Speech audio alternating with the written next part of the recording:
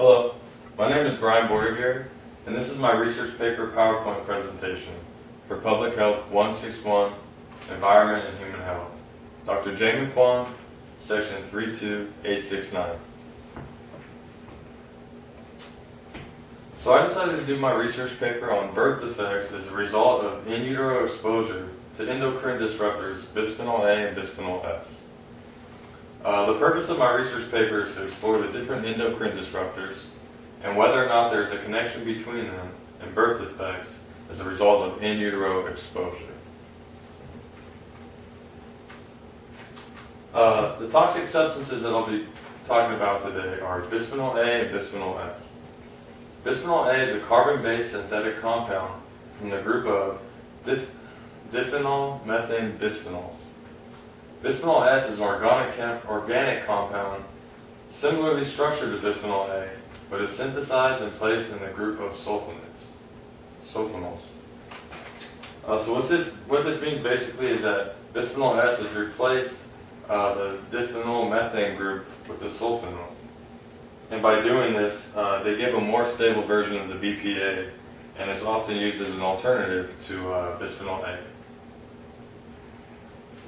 Bisphenol A is used in the manufacturing of polycarbonate plastics, such as baby and water bottles. Bisphenol A can also be found in surface water and drinking water. BPAs are also found in aerosol and dust particles. And both bisphenol A and S are used in epoxy resins, which are food cans, bag coatings, water pipelining, and other coating agents. Basically any kind of coating agent that needs something to stick. In utero exposure refers to an exposure to a substance in the uterus. Factors resulting in exposure include inhalation, skin absorption, and food regimen, or diet. Manufacturers of plastics and epoxy resins discharge over 100 tons of bisphenol A into the atmosphere annually. In a recent study, BPA was found in 95% of urine samples taken. And this certain population that they had was 394 in this study right here, and it was human. So it's one of the few human studies that they have research on where they can go and look at. Exposure has also been found in amniotic fluid for pregnant mothers, fetal plasma, and placental tissue taken from pregnant mothers. BPA exposure has a more detrimental effect when exposure occurs in utero because it can produce permanent effects during fetal development.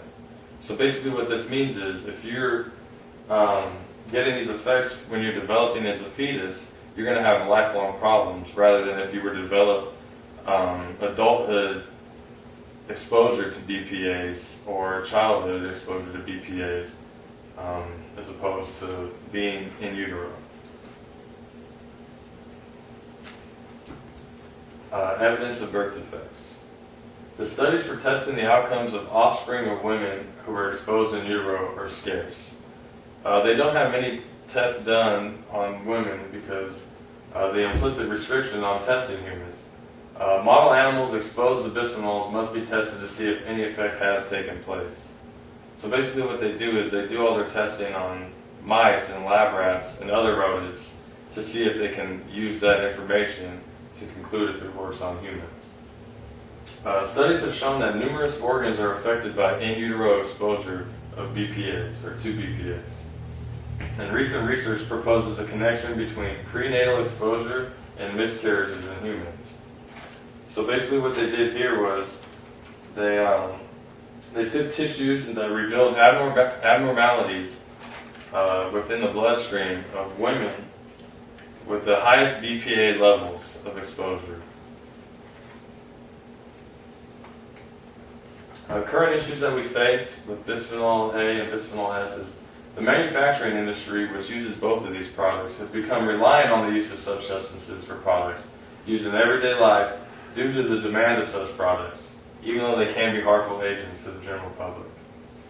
Due to the amounts being released into the atmosphere, everyone is at risk, and not only those exposed in utero. The research on bisphenol A and S is ongoing and is important for understanding implications on female and also mammal reproduction. How to prevent it. First, it must be stated that not all researchers and scientists believe that there's a direct correlation between birth defects and exposure to BPAs in humans. Considering how prevalent exposure to BPAs are in society, preventive measures are few and far between. Even bisphenol S, which is supposed to be a safe alternative as a BPA-free substance, still comes with many unanswered questions. The NIEHS has made it a priority to test BPA by allocating over $30 million for more intensive and extensive research. One preventative measure that can be taken is alternative methods to use rather than using substances bisphenol A and bisphenol S. So by doing that, we'd be able to find a lot safer methods for everyday use for people that use these products. That way they're not affected and they don't see any long-term health effects. And this is my presentation, and thank you for your time.